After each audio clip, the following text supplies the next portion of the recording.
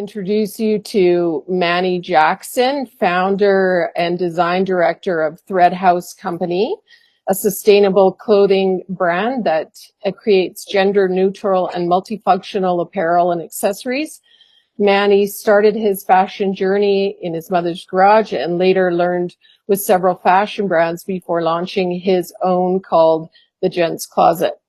He also works with nonprofits and sits on their board to give back to the community, such as providing wardrobe makeovers for youth with terminal and mental illness. In addition, he's experienced in Web3 technologies and uses this knowledge to develop digital solutions to improve mental health. Thread Haus aims to break down traditional classifications and color lines with their mission to dress the world. Manny's story shows how passion, hard work, and social responsibility can lead to success in the fashion industry while also making a positive impact on mental health and utilizing Web3 technology. So thanks, Manny, for joining us. We've got some questions for you. And basically, we're going to go through for about 15 minutes, and we're going to give you 5 on this first and really just talk about you and how long you've been creating and stuff. So Manny, I would love for you to talk to us about how long you have been creating, for starters. All my life. All right, that's great. All my life, I've been creating. I actually used to draw a lot in school, and I won a lot, like a few different art competitions. I had some of my art when I was a little boy in the museum and stuff like that. So art is In a always museum. in a museum, yeah, in the local museum when I lived in North Carolina, they put it up. I won yearbook competitions, had my stuff in yearbooks and stuff like that. So art has always been a part of my my thing, I guess you can say. But when I got a little bit older, high school, junior high, and everything, I kind of put it down and started doing other things. And when I became a little older, more so like in my mid-20s, I picked it back up, but I picked it up with fashion design, and I started off like hand painting clothes, like you said in the bio. And then it just evolved. And when I moved to LA, it got into, more designing. But when I opened up the Gent's Closet, it started off as Equality Style House, right? Which was supposed to be a showroom for people to be able to pull my hand painted clothes, my bow ties. I was making bow ties and accessories at that time. And that was the beginning of the journey. Well, that's fantastic. So, did you have like a kind of life event that, that really sparked you to do this? Like, what are some pivotal moments in your career of fashion design? Um, Like well, you went to Paris, this year, right? mm-hmm. Tell us a bit about Paris Fashion Week. Well, I didn't get a chance to make it to Paris Fashion Week, unfortunately, but we did go to the Paris Olympics. That was a really exciting event in 2024 to be a part of, and also just to know that it's going to be here in 2028 here in Los Angeles. But what really that opportunity came because of a lot of things that we discuss and we talk about is around sustainable fashion. And you want to talk about something that was very pivotal to my fashion career. I've always kind of done sustainable fashion in a way, but not knowing that it was sustainable fashion, that wasn't what the branding of it was, at least. But that was just me using like what I had, right? So when I was painting clothes, I was painting stuff like my old stuff. And so when I started making hats, I started cutting stuff from my old clothes that I had painted on, right, years ago. And so what was very pivotal in my career that led me to really focus around sustainability was we had a charity called Whole Healing, and we did like a charity fundraiser. and we needed something to really raise the money and awareness, since it was around the pandemic time. And so we had a lot of clothes that was donated to us. Particularly, it was a lot of like Champion sweatsuits and sweatshirts and stuff like that. And so I decided to take those sweatshirts and upcycle them and make really cool hats out of it. And then that whole entire month, what I did was what we called our R3 collection, which was recycle, repurpose, reprogram. And I decided to make one of one caps every, throughout that whole entire month. And that really led to the idea around what I was doing. Like, I really sat back and I thought about it later on, especially after we sold the hats, we raised the money, we did the charity event. But I really came back and I was like, wait, this should really be a part of the brand DNA. Like, this should be the thing that we focus on a lot. And so that R3 initiative became, like I said, recycle, repurpose, reprogram, that really became a brand DNA for Thread Haus. So I think that was a very pivotal moment in my career. And that led me to doing panels talking about sustainability, going and being invited to the climate conferences last in 2023, and also just speaking about those particular situations and the topics. And that is also what led us to being able to go and be a part of the Olympic Gala in 2024 and speak about sustainable fashion and really show the initiative and the causes that we wanted to be able to support, and what really represents the DNA of Thread Haus and what has evolved to and what's always been a part of it, right? That's why I say it's the DNA, because although we didn't know what to call it, right? We didn't know the strands of it, right? We didn't really have a name for it. It is really what we've been doing. We've been building community. We've been working with charities and nonprofits. We've been working with organizations. We've been out there bootstrap working in the community with the homeless community and unsheltered individuals. We've been working in mental health. We've been actually doing these things for so many years through so many different other ways that it has actually become the DNA of what Thread Haus really is about. Yeah.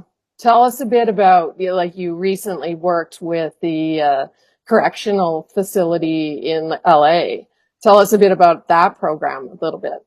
So that the program that we're part of is a larger initiative called the Textile Recovery Act, right? And it's a bill that was passed recently called SB 707. So for the past 2.5 years, we work with the organization by the name of California Product Stewardship Council. And what California Product Stewardship Council does is they help push legislation around sustainability. And so we were rewarded back in 2022, I believe. We were rewarded the Green Arrow Award for our innovation project around our incubator program, which is an educational program that we wanted to create in the Leimert Park community to educate individuals around sustainable solutions to help us be able to scale the type of product that we were making. We're making these hats, and since we're making a lot of this stuff one-of-one, I felt like it would be great to educate and provide job opportunities and resources for people in our community, and also be able to educate them and have them come in and educate, others as well. So it was a learn to earn program that we were creating, and we tied that into a Web3 initiative as well, right? And so California Product Stewardship Council rewarded us that award for our participation in the community and also the innovation behind it. And so that led to an opportunity to later on become a part of the pilot program that was creating around SB 707. And Thread Haus had a lot of the tie-ins to textile recovery, right? We had an incubator program that we were pushing towards. We had the Web3 component that accessed the technology that could promote circularity, right? And so they partnered us up with other organizations to help us continue that mission, and we became the poster child for that. And that led us to one of the first projects, which was we would say, broke it down in like 3 phases. So this was like phase 1, right? And that's when we were told that we were going to get uniforms, because they wanted to incentivize commercial businesses to get behind textile recovery. And so there was some fundings that was allocated for that. And so phase two is when we got the actual uniforms, and they end up being jail uniforms. But these jail uniforms was donated to an organization by the name of Homeboy Threads and Homeboy Industries. What Homeboy Industries does, they provide job placement programs for individuals that's been formerly incarcerated.